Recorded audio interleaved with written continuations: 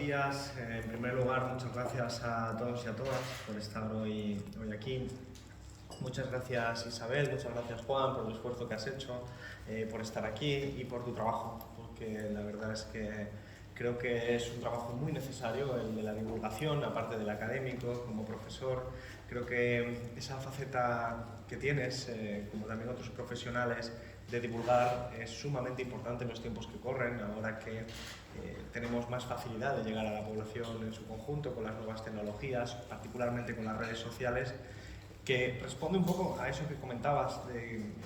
creciente interés por las cuestiones vinculadas a la alimentación y que nosotros tratamos desde el gobierno de integrar a partir de un paradigma muy específico, que es el paradigma científico. Por eso, gracias Isabel, porque los profesionales que habéis trabajado en la ESAN, el Consejo Científico, llevan muchos años acumulando toda la evidencia científica, actualizando los diferentes documentos, las diferentes guías, las diferentes recomendaciones, a partir de un criterio único que, desde luego, yo creo que es la mejor brújula que puede existir para una política pública, que es la evidencia científica. Creo que la política pública siempre va a ser mucho mejor si está guiada por este criterio, el criterio de la investigación, la discusión en el ámbito científico y finalmente los consensos mayoritarios que permiten poder poner en marcha determinadas políticas públicas que son lo más beneficiosas posibles para la población o para los conjuntos de población a los que hacen referencia. El trabajo de AESAN es representativo de esta orientación. AESAN surgió en su momento como una institución de seguridad alimentaria, por razones evidentes y obvias en la historia reciente de nuestro país, pero luego se le añadió una nueva faceta, que era la faceta de nutrición. La faceta de nutrición en la que se daba un salto desde la parte puramente cuantitativa, por la que todo el mundo entiende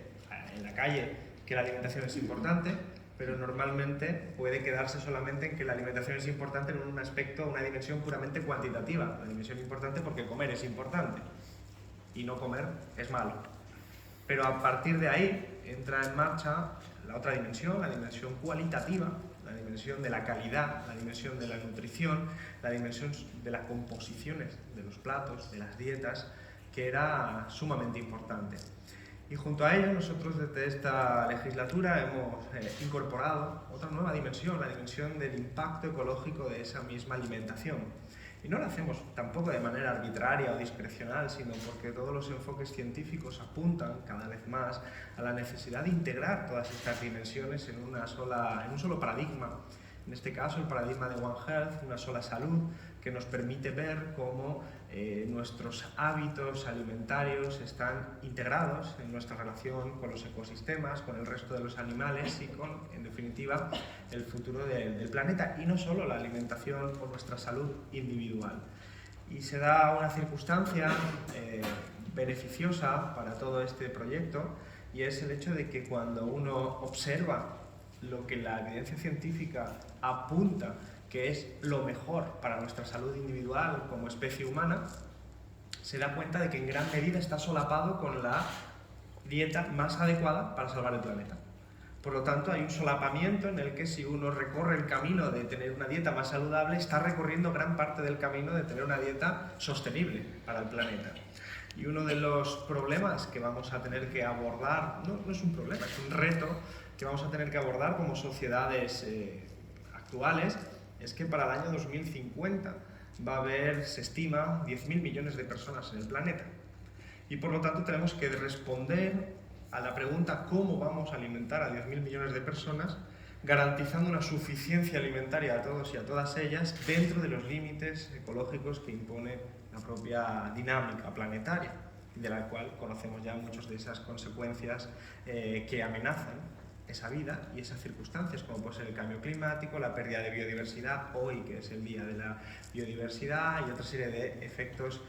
claros. Por lo tanto, nosotros abordamos la dimensión alimentaria desde este enfoque integral, novedoso en el ámbito de la administración pública, que tradicionalmente ha trabajado en compartimentos básicamente estancos, para concretarlo después en políticas públicas. Y esta recomendación, esta guía, obedece a ese criterio, refiriéndose a un sector muy específico de la población, el de las personas mayores dependientes, que se encuentran en una situación de enorme vulnerabilidad. Como me han precedido en la palabra, tanto Isabel como Juan, es evidente que ellos han podido y sabido explicarlo mejor que yo. Lo que está claro es que de la misma manera que desde el Ministerio nos hemos preocupado por la alimentación de colectivos vulnerables, como pueden ser los niños y las niñas, por razones que además Juan ha explicado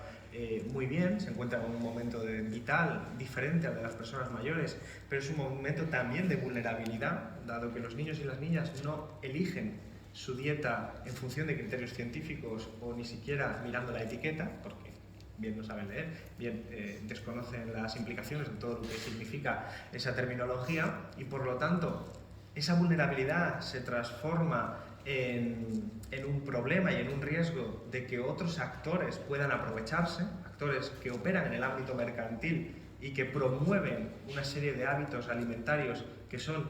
muy rentables desde el punto de vista económico, pero muy perjudiciales desde el punto de vista de la alimentación de los niños y de las niñas, nos obliga a la administración pública a no ver ese fenómeno como árbitros, a no verlo simplemente como si fuéramos meros espectadores de una lucha entre desiguales, que son el colectivo de los niños y de las niñas vulnerables y el de las grandes empresas que legítimamente buscan incrementar sus beneficios ofreciendo en el mercado productos que pueden ser perjudiciales en su consumo compulsivo.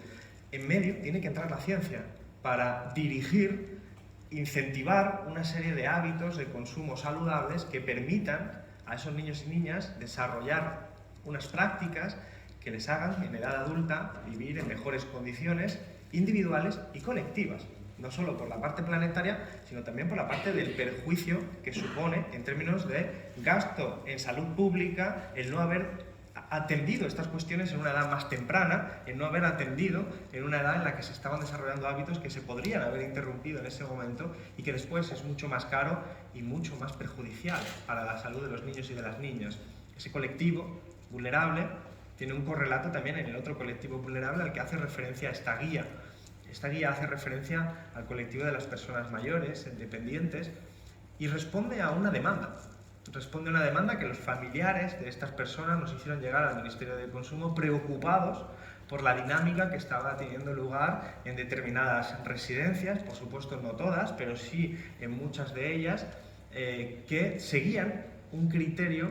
que no era compatible ni con la dignidad humana ni con las acreditaciones científicas que sugerían que era lo mejor. Y esto es un problema porque creo que la alimentación es sumamente importante, no solo en su aspecto cuantitativo, como decía antes, sino cualitativo, y que por lo tanto no puede estar simplemente su criterio estar establecido por el mercado, por aquello que puede ser más barato o más caro, sino que tiene que introducirse otra serie de criterios. Y cuando hay determinadas relaciones sociales, como es la del cuidado de las mayores, que están mercantilizadas, nos encontramos con la posibilidad, y desgraciadamente muchas veces la realidad, de que se recortan costes, se recortan gastos precisamente allí donde más necesario es que exista una suficiencia, una calidad y una asistencia alimentaria adecuada. Esto es lo que nosotros, desde nuestras competencias, intentamos